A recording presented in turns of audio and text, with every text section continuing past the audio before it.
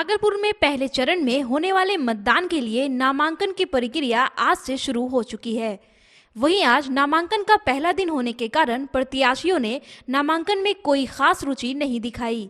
हालांकि सुबह 10 बजे से ही नामांकन काउंटर पर कर्मी तैनात थे।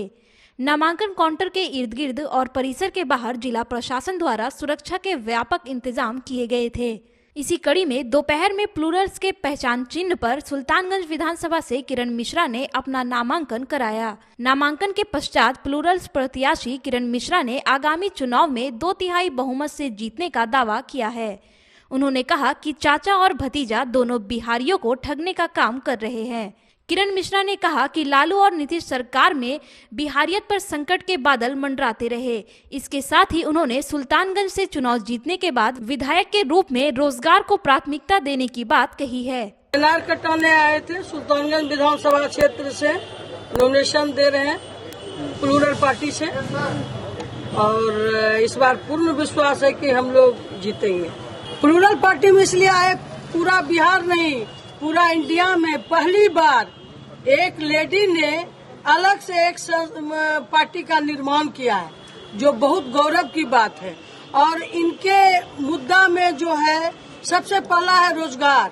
सब पार्टी बिहार को ठगते रहा बोल बोल के 30 साल से। अब आ गया है समय कि रोजगार जो है युवाओं को दिया जाएगा। भागलपुर के हबीपुर थाना में तैनात निजी चालक मोहम्मद अफसार के हत्यारोपी को पुलिस ने गिरफ्तार कर लिया है। वहीं इस संबंध में सिटी एसपी सुशांत कुमार सरोज ने बताया कि पिछले महीने गिरफ्तार अपराधियों ने अफसार को गोली मारकर हत्या कर दी थी। वहीं एसपी ने मामले का जल्द उद्भेदन करने के लिए एसआईटी का गठन किया था। इसके पश्चात एसआईटी की टीम ने ताबड़तोड़ कार्रवाई करते हुए पंखा टोली के मोहद्दीनपुर निवासी मोहम्मद कयूम के पुत्र सफी अहमद उर्फ गोलू को एक बाइक और लूटे गए मोबाइल के साथ गिरफ्तार कर लिया है। गिरफ्तार आरोपी की निशानदेही पर एसआईटी की टीम ने इसके सहयोगी दाऊदबाट निवासी बादो पासवान के पुत्र विकास पासवान उर्फ पदिया पासवान को गिरफ्तार कर लिया। यहाँ आपको बता दें कि एसआईटी ने इससे पहले गौरा चौकी निवासी शिवा पासवान के पुत्र बॉली पासवान को गिरफ्तार कर जेल भेज दिया है।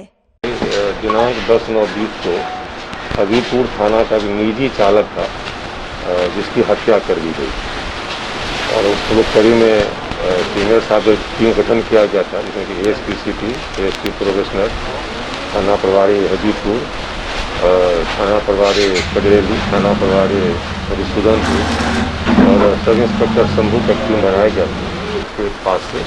वो पूरा अपने घर में ये खोल के पाठ पूजा अलग कर दिया था, जिसकी पहचान भी, इनके पहचान की गाड़ी भी पाठ पूजा खुला में बरामद किया गया।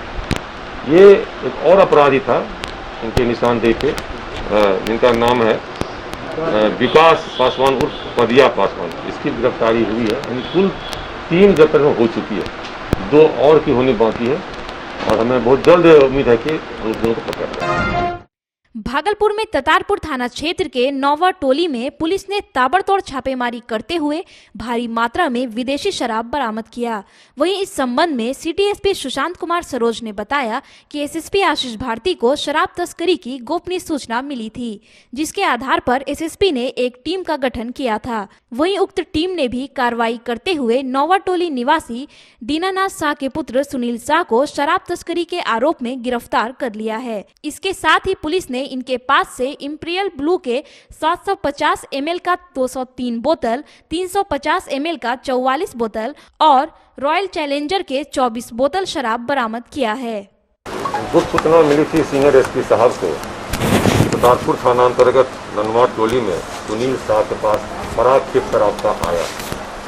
इस सूचना पे सीनियर साहब ने तुरंत एक टीम गठन किया, जिस टीम में एएसपी सिटी, एएसपी प्रोबेशनर, थाना प्रभारी ततारपुर, थाना प्रभारी यूनिवर्सिटी, ये टीम गठन किया गया और टीम पर छापामारी किया। छापामारी क्रम में इंपीरियल जो ब्लू है 750 ml का 203 बोतल मिला, यानी कि 152.150 litre, 2.5 litre.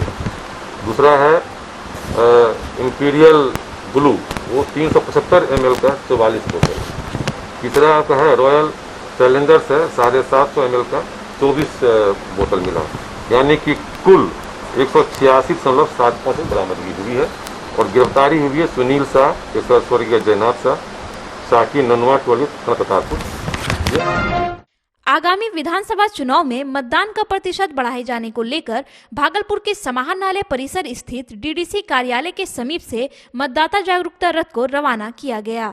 DDC Sunil Kumar और जिला निर्वाचन विभाग के अधिकारियों ने 5 जागरूकता रथ को हरी झंडी दिखाकर रवाना किया। इस दौरान डीडीसी सुनील कुमार ने कहा कि जिले में मतदान का प्रतिशत बढ़ाए जाने को लेकर जागरूकता रथ हर एक प्रखंड के गांव-गांव तक जाकर लोगों को मतदान के प्रति जागरूक करेगा। साथ ही डीडीसी ने कहा कि 80 वर्ष से ऊपर के मतदाता को अब मतदान के लिए मतदान केंद्र की आवश्यकता नहीं होगी, बल्कि उनका मतदान उनके घर पर ही चुनाव अधिकारियों के द्वारा कराया जाएगा। वोटरों को जागरूक करने के लिए यहाँ पे हर दिन मतदाता जागरूकता कार्यक्रम चला रहे हैं। उसी के तहत यहाँ जो है आज 5 जो है जागरूकता रथ आया है। ये घूम कर जो है पूरे डिस्ट्रिक्ट में मतदाताओं को जागरूक करेगा, जिससे कि हम लोग का वोटिंग परसेंटेज बढ़े। इसके लिए उनके लिए है कि 80 वर्ष से ऊपर के जो हैं उनको बूथ पर नहीं आना है।